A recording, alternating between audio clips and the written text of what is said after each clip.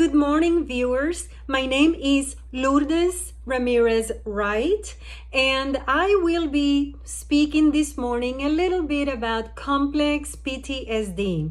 I noticed that there is an overwhelming number of sufferers, but for some reason, there doesn't seem to be enough information out there. It is a highly sensitive subject because society basically quiets down or silences those people suffering with complex PTSD. And I will talk a little bit about those reasons why. But first, the PTSD and the complex PTSD share about 92% of the symptoms. And so the members of the American Psychiatric Association decided that complex PTSD does not deserve space of its own because it can piggyback on PTSD. So, we sufferers of CPTSD have to piggyback on a mental illness that is already in the DSM edition 5. So we have to work with what we have. One of the main problems with that is that sufferers of CPTSD, if they go to see, for instance, a psychiatrist or a therapist, then it is not covered by the insurance because it is not treated as a mental illness. It's not in the DSM.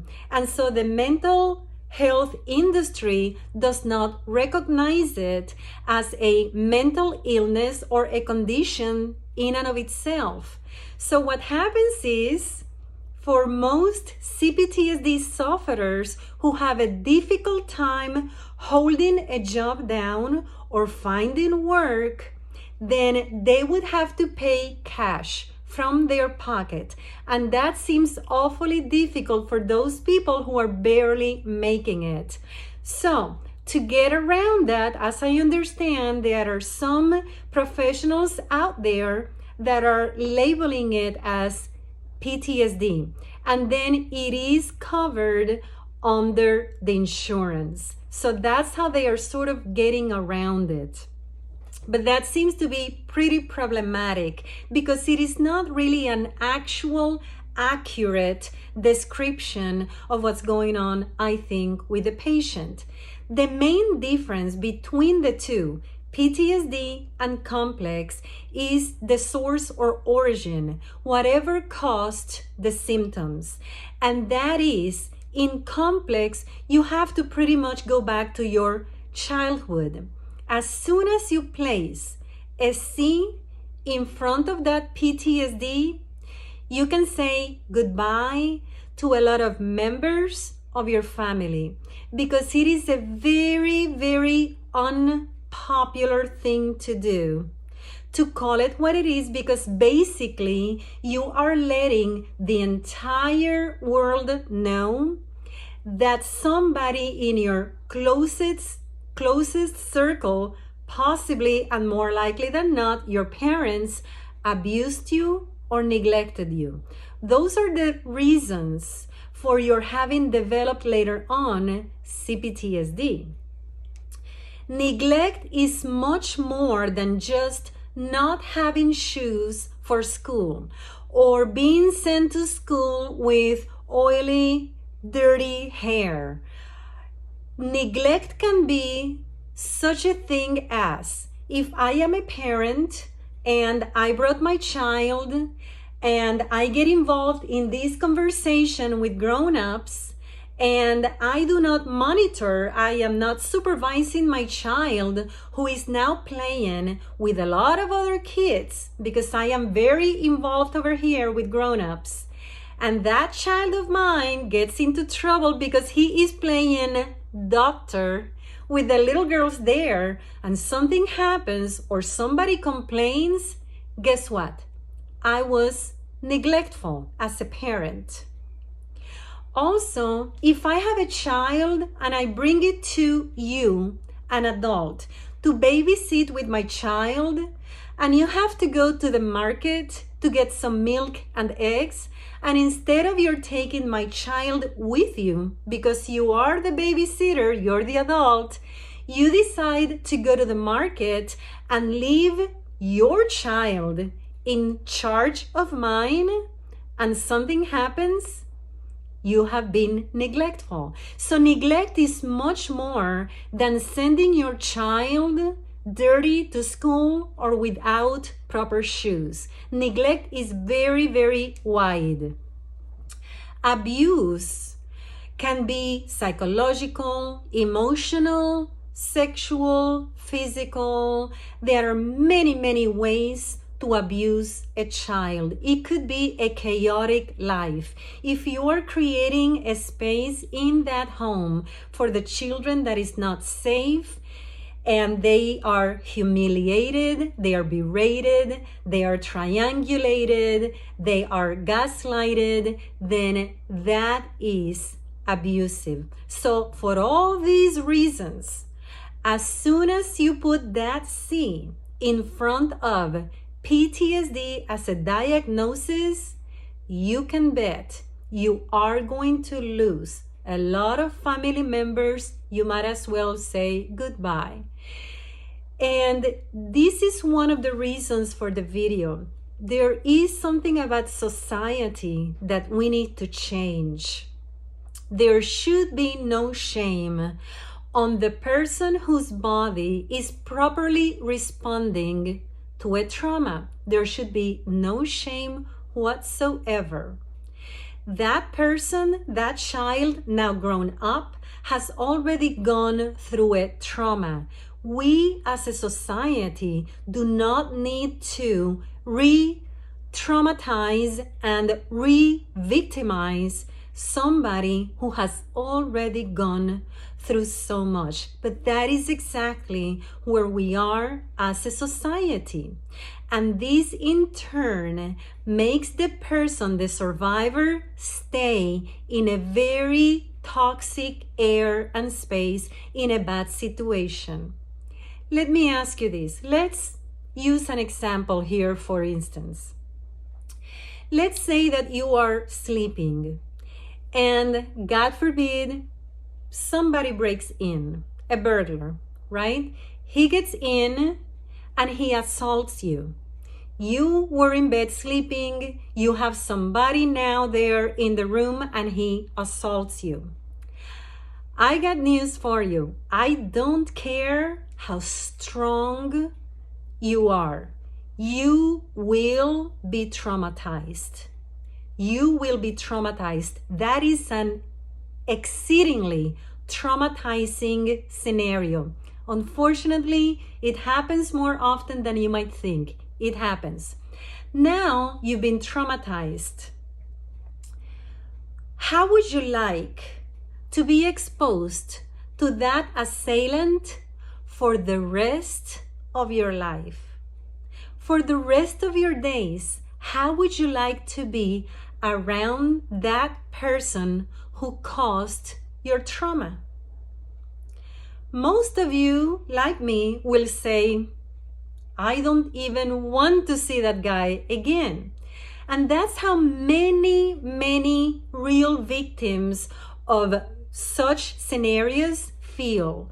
When they have to testify in court, it is so traumatizing that a lot of times the attorneys have to videotape the witness, the victim, in order for them to get the testimony, because the person is so traumatized that being in the presence of, in the same space as that assailant is sufficient to trigger the manifestations of the trauma, right?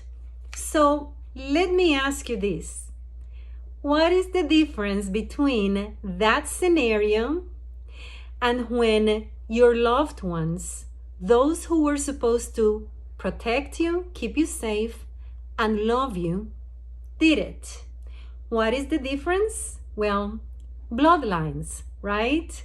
They gave birth to you or they raised you. Either your caregivers or your biological parents did the damage. Yet, you are still around these people, right? You're forcing yourself because society is saying, this is not the same. These are your parents. They put food in your mouth. They changed your diapers. They sent you to school. These are your parents, your tribes, your loved ones. They made mistakes. They were not perfect. So society basically is forcing victims of a very severe offense to stay in the proximity of that assailant, namely the caregiver or biological parent. And this is pretty crazy. This is insanity. We as a society have to create a safe space for children who are now adults having the manifestations of such a debilitating condition to express themselves and to tell the truth without consequences. Because the consequences are going to be that person, more likely than not, will lose the family, because even if you try to save the next generations as relationships or to be around them, pretty soon and eventually it will all fall apart also. Because remember, they are always going to side with their own parents, not with you. You're now the outsider. You're precisely the one telling the truth, but that is not going to settle well. And anybody now in that tribe who even says hello to you or acknowledges you or says anything to you at all, that person might be now blackballed or berated by her very own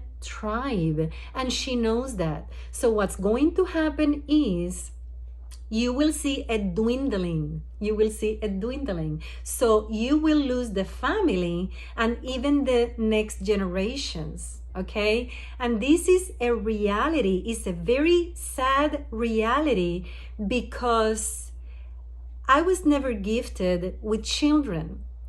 But I always used to think, how cool would it be, or has to be, for parents, for mothers, to see little ones running around the house with faces that look just like their own. How cool is that, right? Little people who look like you, and you can sort of mold them, and you can do things with them, and they're a handful, I'm sure. Huge responsibility. The biggest responsibility that a human being can have is to parent, right? We know that. But at the same time, the reward that you get, and how cool it is to have these little people running around counting on you and telling you things and being funny, and for you to take responsibility for something that came out of your own body. And that's why, to me, and this is my very personal opinion, it is the most outrageous thing on the face of the planet when you damage your very own. I will never understand it. I understand that there's youth sometimes involved with being a parent. You know, some parents are very, very young and emotionally not so regulated. I get it. I know that kids do not come with instructions. They can be a handful. It can be stressful. I get it. I get all of it. But you cannot pass on your own problems and trauma to your own children, because after all, that is a decision that as an adult you made to bring those children to life. That was your decision as an adult, and now they are your responsibility. And for some of those who say, well, the Bible says, honor thy mother, honor thy father. Well, I got news for you. If you go to the Bible also says, parents, do not anger your children. So it is a this for that. It should be honor thy father, honor thy mother, comma, and parents, do not anger your children. Look it up. It is in the Bible. There is a responsibility from one side, but also there's a responsibility from the other side. This is a two-way responsibility to make things work. So for those people who love to say, mother knows best, the Bible says, go back to the Bible and you will find it. It clearly states, it puts that responsibility onto the parents. Do not anger your children, but teach them through love. So these are things that as a community, as a society, I think we need to fix, because what we're doing is we're basically telling these children who are now grown up, not only were you abused, beaten, neglected, God knows, but now that you're grown up, be very quiet about it. Don't say anything, and worship and honor those who abused you. There's one more layer, actually there are many layers, but one important layer that I need to add to this conversation, and that is typically the abusers or those personalities, narcissists, abusers, or mentally ill, these personalities who caused the damage that you're suffering, that you're seeing now with your CPTSD, they do not change. The problem is actually they become worse. Aging makes them worse, more hardened. And here's another layer. Now, the abuser or the abusive personality has a little helper, has an enabler. Typically, the enabler is going to be one of your siblings. If you come from a large family, and statistically speaking, the larger the family is, the more chances for this type of dysfunction. So if you come from a large family, and that means, even 4, 5, 6 siblings, 3 siblings, you come from a fairly large family, and there's going to be at least one of them who, as a grown-up, will continue to enable the dysfunction and the abuse. Because what happens now is the abusive personality might be a senior, might be an elderly. It depends on your age, right? It depends on your particular situation. But what happens is this person, if she was abusing you, or if he, a father, was abusing you before physically, just as an example, of course that's not going to take place now, because you're all grown up. You're an adult, and chances are, I hope, you're not going to allow physical abuse, right? The same thing with the abuser. The abuser is now older. He or she knows the laws. He's not going to set well with others in the family. So there's no physical abuse going on now. But guess what? Now it's all about manipulation. And so you might get that elderly or senior abusive personality triangulating you. Just when you think you're doing a good thing for somebody, when things go sour, you see this person, the abuser, triangulating you and calling in her enabler, a third party, into the situation. Instead of her going straight to you and having a conversation with you, mother, daughter, she's going to call her enabler. And this is creating a very hostile, toxic, and unhealthy air to breathe for you. but you are tolerating it and you are subjecting yourself to it because society makes it extremely difficult, very difficult, even social rejection by those with whom you grew up in those circles around, not necessarily family members, but acquaintances. Now they're going, I didn't see, I didn't hear anything, I didn't know. That is called turning the blind eye. And a lot of times it's because they themselves were doing the same. And that's the common ground that they found with your abusers. It could also be because they truly do not want to get involved in somebody else's family situation. You have to ask yourself, are these the kind of people, even if they're just turning a blind eye because they do not wish to get themselves involved into somebody else's situation, you do need to ask yourself, do I want those people around me? Is this the kind of support that I need? Chances are the answer is going to be no, because they are not supporting you. You're thinking, but wait a minute, they're not taking sides. They're not taking the abuser side either. That's just the problem. They're staying safe. They're sitting on the fence and they want it both ways. They're not taking sides. There is an objective right and there is an objective wrong. And those people sometimes who turn a blind eye are sitting very, very safely on the fence, looking at both sides and wanting both. And that would be sometimes unfair to the person who is suffering with CPTSD.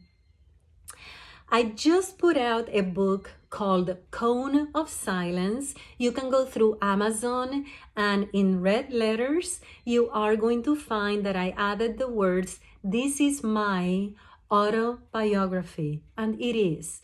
If you are struggling with CPTSD, I really want you to know that the fact that you're alive and you survived everything makes you an extremely strong individual. Remember that.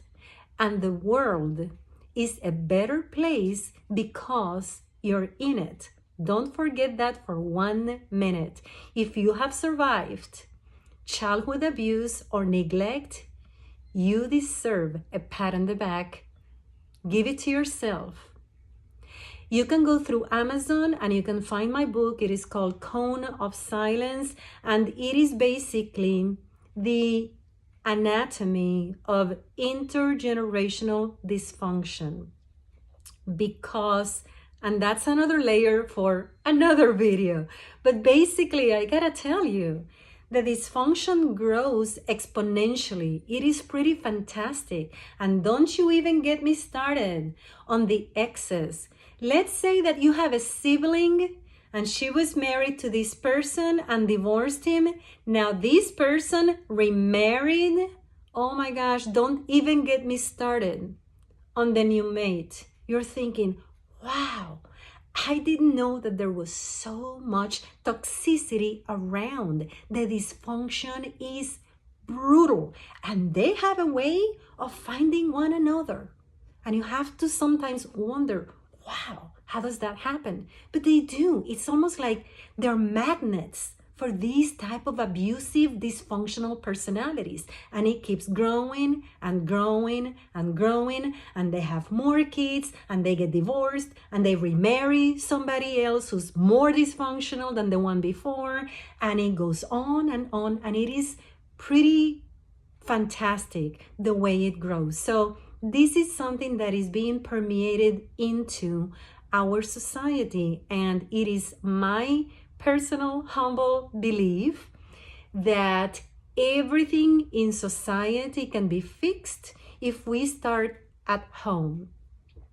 One other thing I wanted to remind you, I do not have a medical degree. I am not a psychiatrist. I'm not a therapist, a counselor. I am not a psychologist. So if you are experiencing severe manifestations of CPTSD, especially depression, please reach out. Every state has hotlines and phone numbers. They'll stay on the phone with you.